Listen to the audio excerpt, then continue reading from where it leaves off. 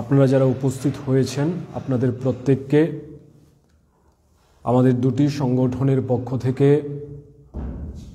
ধন্যবাদ জানাচ্ছি। রাজ্যের শিক্ষা সংক্রান্ত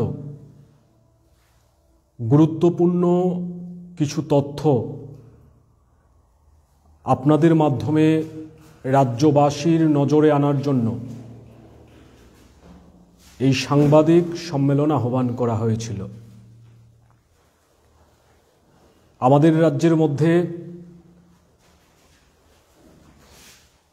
সামগ্রিক শিক্ষা ব্যবস্থার যে অবনমন হচ্ছে সেটা এসএফআই টিএসইউ বরাবর বলে এসছে। সরকারি শিক্ষা বাঁচাও এই আওয়াজ তুলে আমরা বারবার পথে নেমেছি, আন্দোলন সংগঠিত করেছি এই রাজ্যের শিক্ষা ব্যবস্থাকে রক্ষা করার দাবি নিয়ে। গত 30শে ডিসেম্বর 2024 সাল আমাদের কেন্দ্রীয় সরকারের শিক্ষা মন্ত্রক এবং বিদ্যালয় শিক্ষা দপ্তর এবং সাক্ষরতা সংক্রান্ত যে দপ্তর রয়েছে তারা একটি যৌথ সমীক্ষা চালায় বিদ্যালয় শিক্ষা ব্যবস্থার উপর। তার রিপোর্ট প্রকাশ করেছে। 2 বছর পর এই রিপোর্ট মানুষের সামনে এসছে। Unified district information system for education plus 2023-24 সংক্ষেপে এটাকে UDISE প্লাস বলা হয়ে থাকে। এর মধ্যে দিয়ে যে তথ্যগুলি উঠে এসছে তাতে আমাদের রাজ্যের বিদ্যালয় শিক্ষা দপ্তরের ব্যর্থতা এবং বিদ্যালয় শিক্ষার যে অবনমন ঘটছে তার সম্পূর্ণ চিত্র প্রস্ফুটিত হয়েছে। এই তথ্য প্রস্তুত করেছে ভারত সরকার। এই তথ্য সরকার স্বীকৃত এবং সেই তথ্যের মধ্যেই গোটা শিক্ষা ব্যবস্থার সার্বিক চিত্র পরিষ্কার হয়ে যাবে। আমি সংক্ষিপ্তভাবে আপনাদের সামনে বিশেষ কিছু বিষয় তুলে ধরার চেষ্টা করব। ত্রিপুরা রাজ্যে সরকারি স্কুল এইটা গত 5 বছরে কমেছে এবং বিভিন্ন সময় ত্রিপুরা রাজ্যে বিজেপি সরকার প্রতিষ্ঠিত হবার পর এরা সরকারি স্কুল বন্ধ করার জন্য ফরমান জারি করেছে। আমরা রাস্তায় নেমেছি, অন্যান্য সংগঠন রাস্তায় নেমেছে, শিক্ষক রাস্তায় নেমেছে, সার্বিকভাবে প্রতিবাদ ধ্বনিত হয়েছে। 2018-19 সালে ত্রিপুরা রাজ্যে সরকারি স্কুল ছিল 4309টা। 2023-24 সালের যে রিপোর্ট তাতে দেখা যাচ্ছে ত্রিপুরা রাজ্যে সরকারি স্কুল আছে 4238টা। সরকারি স্কুল কমেছে এই 5 বছরের মধ্যে 71টি। অপর দিক দিয়ে বেসরকারি স্কুল 2018-19 সালে ছিল 343টা। 2023-24 সালে বেসরকারি স্কুল বেড়ে হয়েছে 395টা। সরকারি অনুদানপ্রাপ্ত স্কুলগুলিও কমছে।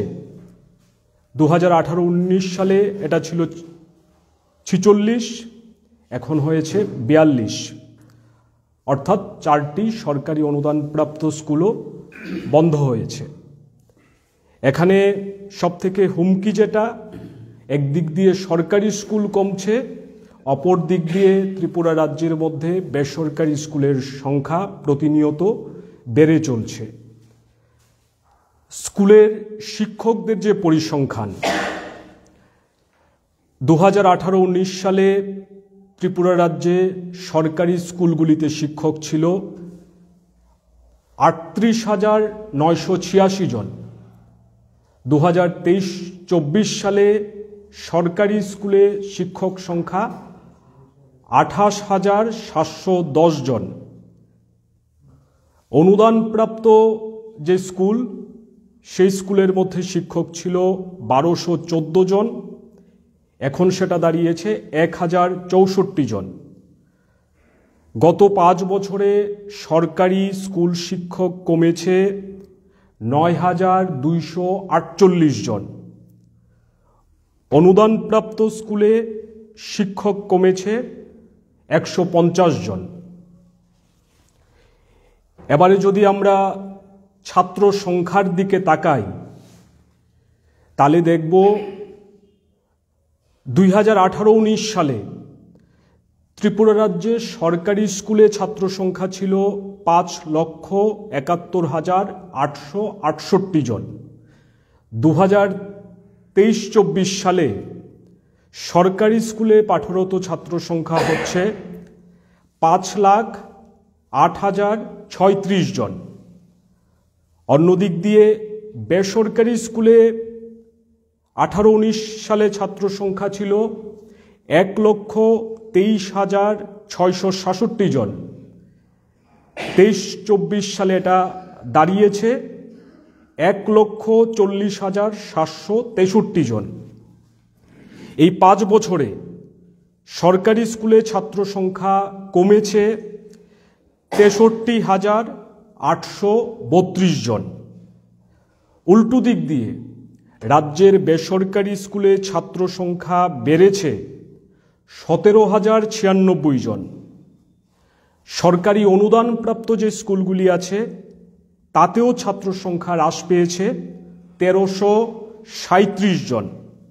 এবং সার্বিকভাবে সমস্ত স্কুল, সরকারি বেসরকারি সমস্ত স্কুল মিলিয়ে 2018-19 সালের তুলনায় 2023-24 সাল পর্যন্ত ছাত্র সংখ্যা কমেছে 51,955 জন।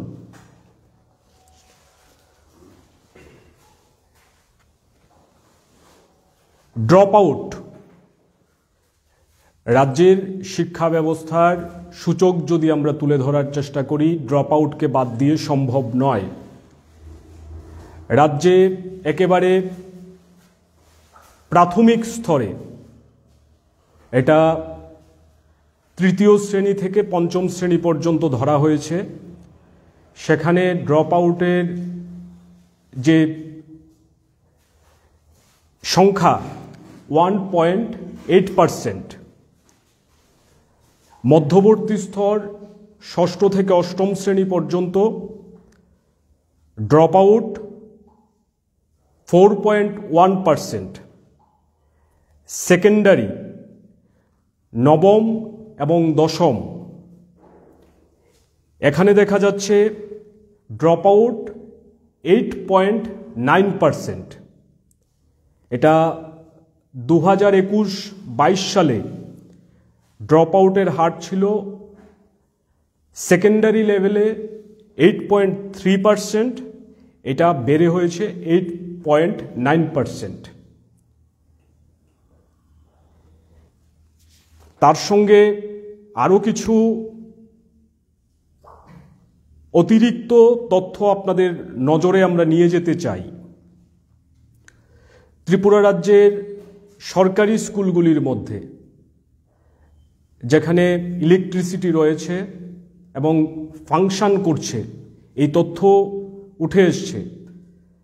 ত্রিপুরা রাজ্যের সরকারি স্কুল আছে সর্বমোট 4,238টি। তার মধ্যে বিদ্যুৎ সংযোগ আছে 3,375টি স্কুলে, ফাংশন করছে 3,229টি স্কুলে, অর্থাৎ 76.2% স্কুলে বৈদ্যুতিক সংযোগ আছে এবং ফাংশন করছে। পানীয় জলের অবস্থার দিকে যদি আমরা তাকাই, তাহলে দেখব 4,238টি স্কুলের মধ্যে ফাংশনাল ড্রিঙ্কিং ওয়াটার আছে ৩,৬৮২টি স্কুলে ৮৬.৯%, অর্থাৎ এখনও প্রায় ১৩% স্কুলে পানীয় জলের কোনো বন্দোবস্ত নেই।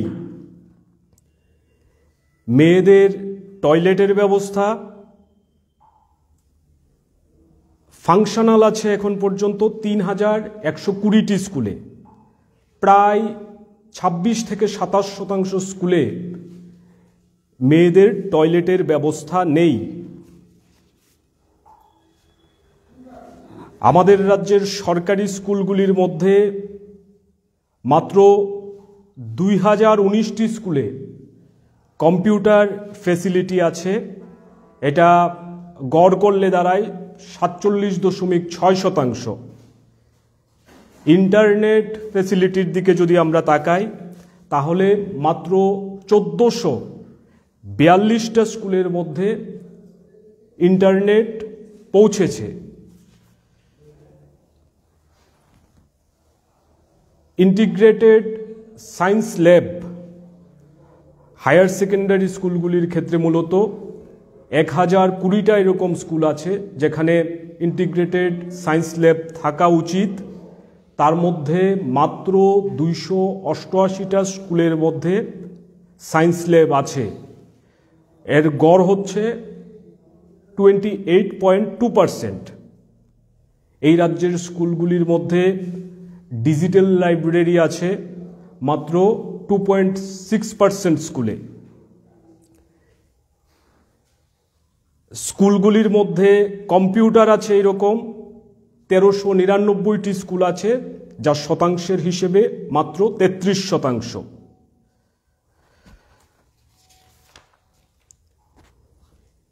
এই রাজ্যে একজন মাত্র শিক্ষক রয়েছে, এই রকম স্কুল আছে ৩১১টি। এবং এই বিজেপি সরকার এরা বারবার বলে আসছে যে ত্রিপুরা রাজ্যে বিভিন্ন স্কুলে ছাত্র সংখ্যা কম, স্কুল বন্ধ করার জন্য ফরমান জারি করছে।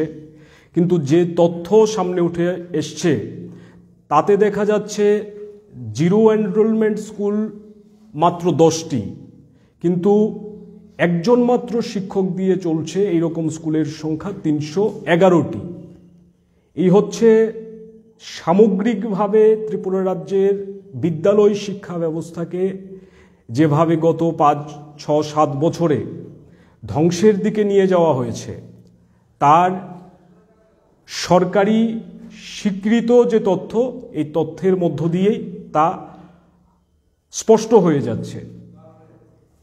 এখন আমরা সিদ্ধান্ত নিয়েছি এসএফআই টিএসইউ আগামী ২০ তারিখ আমরা আগরতলায় এই যে সরকারি শিক্ষা ব্যবস্থাকে ধ্বংস করে দেওয়ার চেষ্টা চলছে তার বিরুদ্ধে আমরা পথে নামব।